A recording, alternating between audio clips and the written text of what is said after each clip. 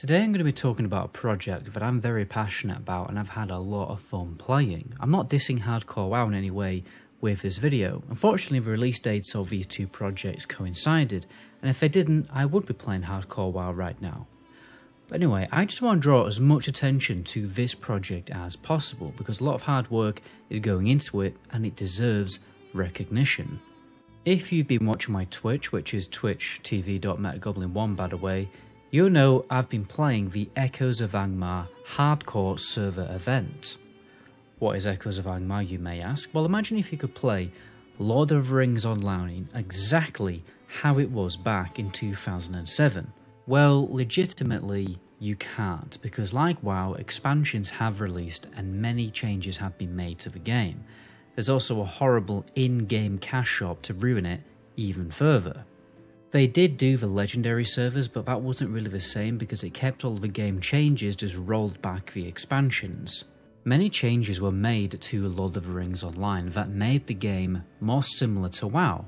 Ironically, they were emulating changes made to WoW that made the game worse. Lotro, rather than trying to improve on its own uniqueness as an MMO, they followed a sinking ship. The original Lord of the Rings Online is definitely built different compared to other MMOs I've played. It focuses way more on world exploration, community interactions, character development, lore, storytelling, and group content. If you thought vanilla WoW had a lot of group quests and elite zones, think again, because Lord of the Rings Online is on a different level. Another thing that really stands out is the character development. Unlike other MMOs, you don't just get a talent tree that you put points into every level. You have a trait system where you assign a number of different talents.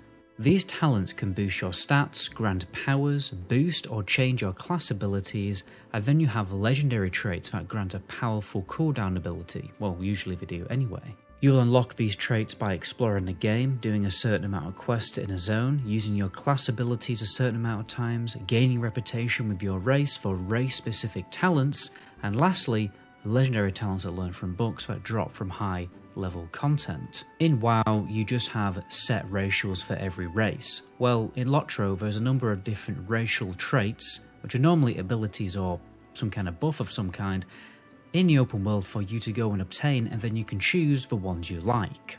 I love this system because instead of just automatically getting talent points every level, you are rewarded for exploring the game and taking on challenging content. And because there's so many talents to unlock shared between every class, there's so much customizability. It's a real shame that Lotro later copied WoW with a basic talent tree system because this was something unique, and a lot of Lord of the Rings Online diehard fans actually do miss this system. There's also much more emphasis on open world content in the game with many elite zones and quests. The group content, including dungeons, is way more challenging than anything I've experienced in vanilla WoW. It's why you need 6 people in a dungeon instead of 5. You also need a balanced setup with support classes because the class design is much less of a holy trinity in Lotro, but more of a pentagon of different support roles that provide buffs and debuffs to your group. You need to weaken the enemy bosses and buff your fellowship. You can't just bring some DPS healers and a tank, that just won't be enough. I mean, you probably cope if you are geared enough, but it's important to have a very balanced setup. Right now they're doing a hardcore server beta event, and then the server will fully release later when all of the endgame content has been developed. If you love vanilla WoW, the hardcore challenge, old school MMOs and Lord of the Rings, I encourage you to try it out because it is ridiculously fun and immersive MMO.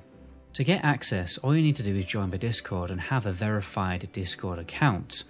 Then you'll have to enter the beta key giveaway events. However, I think last time I checked, I think you can just go and claim one now on the Discord channel. So I'll leave it all linked in the description.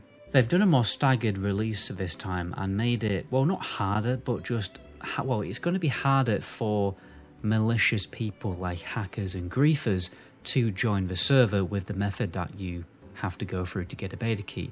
And so far, this has been much better from my experience. The server has crashed way less than the original beta, and generally there is much less issues, but It's important to bear in mind this is the first time a Lord of the Rings Online private server has been made, so they can't exactly borrow scripting and code from other people who've worked on it for years like a World of Warcraft private server can, because this is all made from fresh. If you guys are struggling on hardcore WoW Classic servers right now, remember to check out the Ristic Speed Guide that is made by the best hardcore levelers in the game. It's a great way to support the channel. But anyway, until my next video, ciao.